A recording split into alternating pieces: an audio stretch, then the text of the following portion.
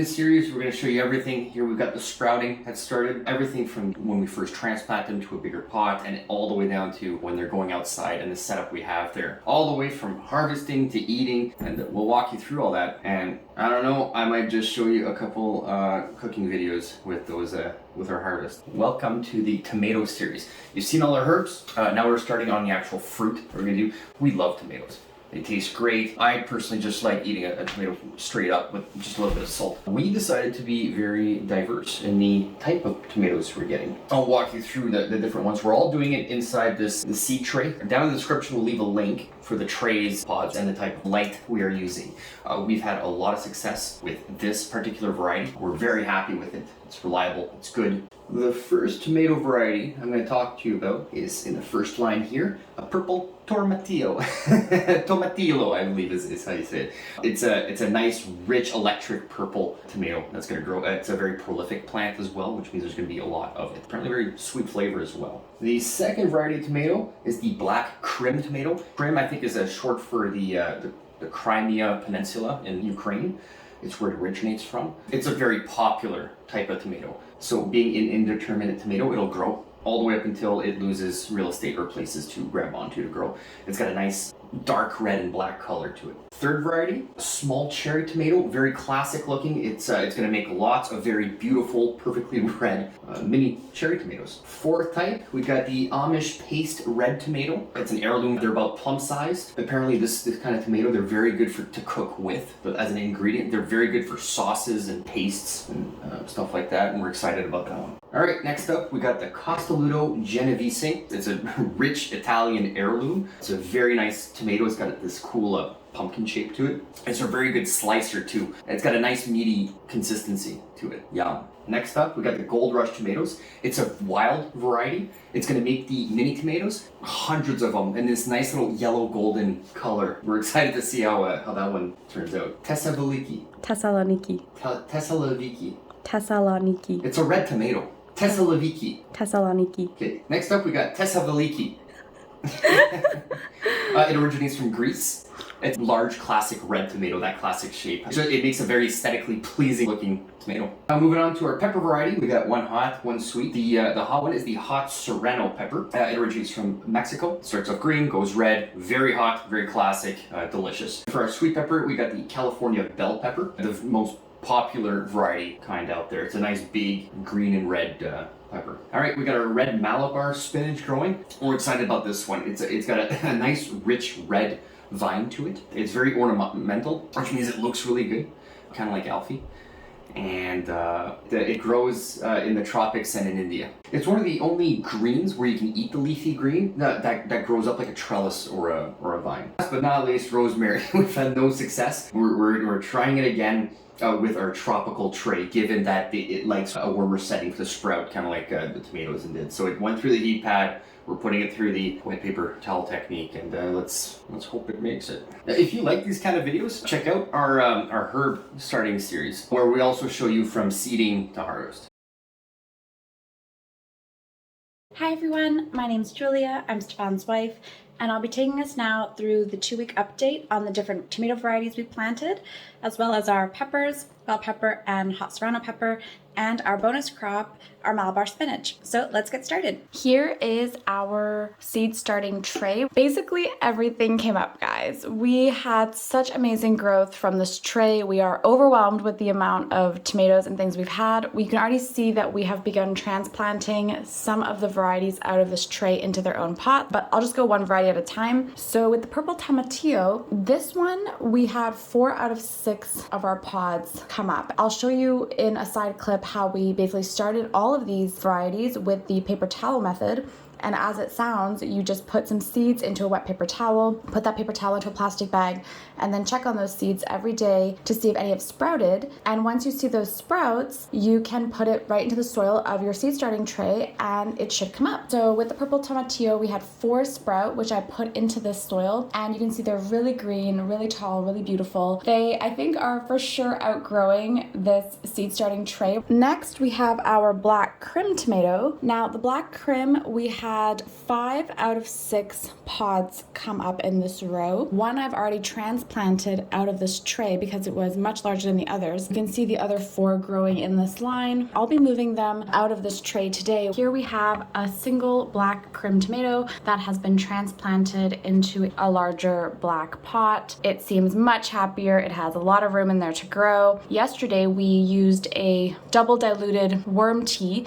So instead of diluting it just 5 times, we diluted it 10 times for these little baby tomato seedlings, and we fed them some worm tea just yesterday. I've already seen just in that 24 hours a little bit of growth from the tomatoes that are in the bigger pots, whereas the ones that are in the tray are beginning to yellow. They're beginning to look a bit stressed out. I think they're all pretty much root bound at this point, so we'll be needing to move them, as I'll show you in a moment. Next, we have our small cherry red tomato, and so that's in this 3rd row here. Actually, all 6 pods came up. It's hard to see on this video, but all 6 of the pods came up, and I've already transplanted 2 of them out of here. Here we have one of the transplants, which is looking really happy, and here we have the second small cherry red tomato. 4th in line is our Amish paste red tomato, has also done incredibly well. All 6 pods were filled, and some even had double tomatoes in those pods, and so I had to gently separate the seedlings and then plant them into separate containers. That is a bit of a delicate procedure, but it can absolutely be done. And so here are some of the transplanted Amish paste tomatoes.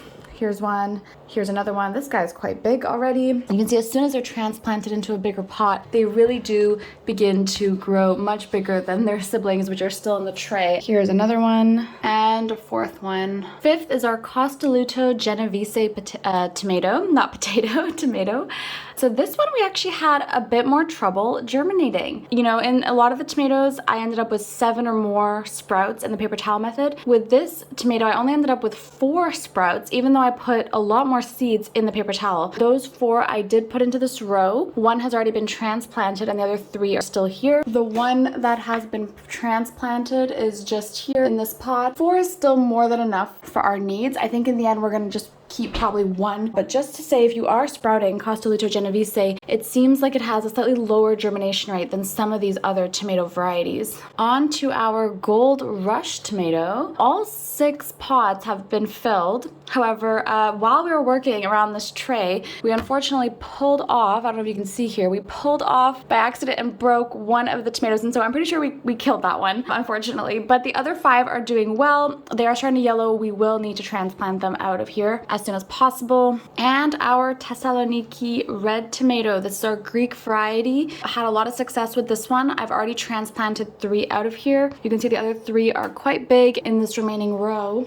There in the back is one of our Thessaloniki tomatoes. Another one just here. 2 more over here by our oregano. These guys germinated very well. Let's move on now to our peppers. We planted 2 varieties, a Serrano hot pepper and a California sweet pepper. Because we only planted 1 hot pepper variety, we thought, what the heck, let's plant 2 rows of this. And you can see it's doing really, really well. They don't produce as much per plant as a tomato plant, for example. So it can be worth your while having more plants. I haven't actually transplanted any of these out yet. They do grow a little slower than the tomatoes. I think they could last in here a little longer. And so in the interest of saving space, I'm gonna try to keep these in another week, because at that point, a lot of the other herbs in this shelf will start to slowly move outside, and that will free up a lot of space for us to transplant these little babies. As we ran out of room in that first tray, we actually planted our sweet bell peppers in this separate tray. We also planted 2 rows. As you can see, it's doing well. We had a good amount of germination, a good amount of sprouting. They're very green, they're very beautiful.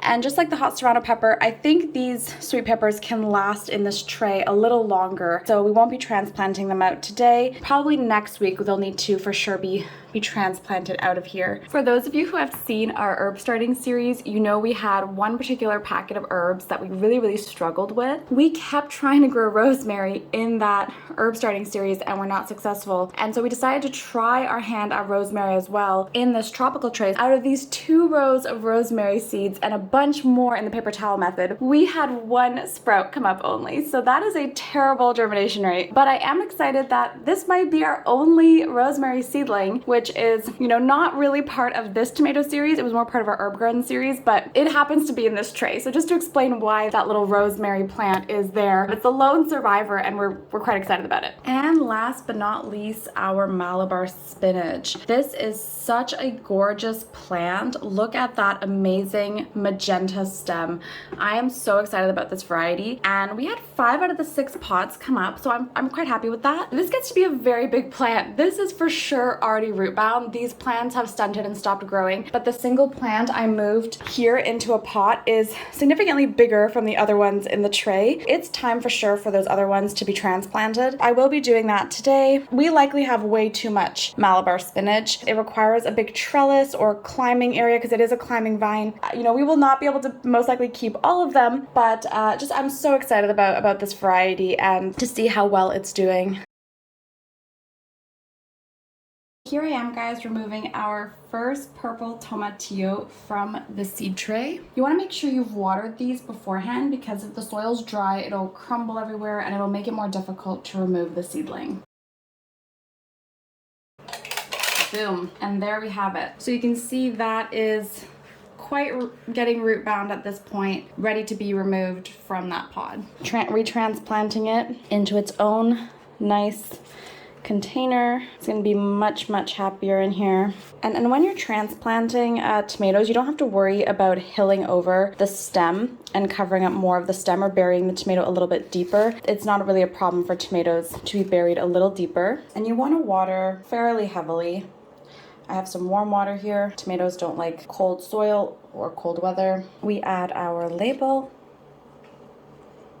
and we're done. So I just did some major transplanting. Our shelf is absolutely filled with not only our herbs, but our baby transplanted tomatoes. And it is so full, I had to move a bunch of our plants to just the floor. And so these floor plants are actually excess herbs that I will be giving to my parents. We have duplicates of all these and we do not need to be keeping all of them. I'll give them a few tomatoes as well and some Malabar spinach. I did not have enough pots or room to do absolutely everything in this tray, but whatever I could salvage, I did. I focused on what was the biggest and needed to be transplanted immediately, and also make sure at least one of each variety was transplanted. And these other guys, unfortunately, are gonna have to suffer a little longer in these little pods. As I mentioned, I did not transplant the pepper. I think it's looking great and it could last a little longer in here. In about a week's time, we will be moving some of the herbs outside, and so that will free up some more space so that if these little seedlings do not make it due to the stress of staying in the little pods, that will at least have one of each variety to continue with. I spent probably over an hour just transplanting. It's just quite repetitive, so I didn't show it all to you, but I hope you're enjoying this series, and we'll be back in a couple weeks to show you the 4-week update of how all of these varieties are doing. Stay tuned for that. Thank you so much for watching our videos. If these videos interest you, if you enjoy gardening, homesteading, and these types of videos, please like and subscribe to the channel. We would love to have you join us on our journey. And for those who don't know, we're still in our suburban home, but we'll be moving to a 10-acre farm in November. And so we absolutely cannot wait. November 2022, it's coming, it's happening, and we'd love for you to join us on that journey.